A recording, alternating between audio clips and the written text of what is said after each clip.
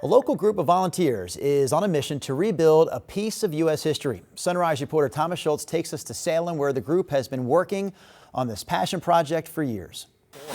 On Tuesdays, Thursdays, and Saturdays, the Salem tarmac can sound like a hardware store.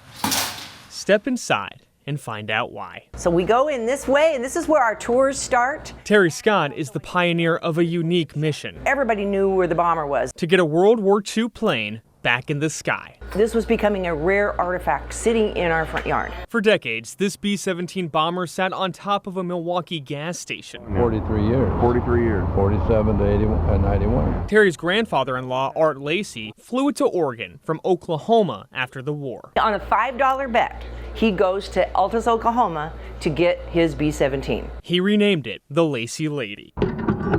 And somehow plopped an unlikely landmark above his gas station, where it sat for nearly 70 years.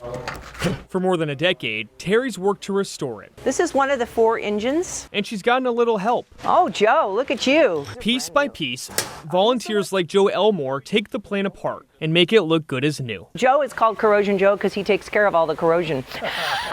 And this guy's our project director. Hi. Through meticulous notes, volunteers keep track of hundreds of thousands of parts, and bit by bit, the bomber is reborn.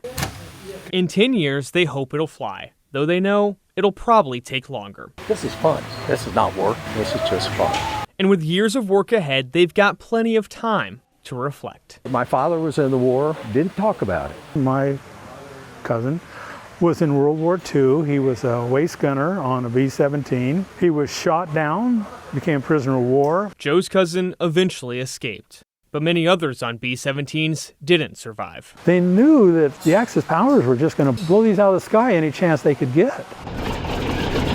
Bombers generally lasted just 3 missions.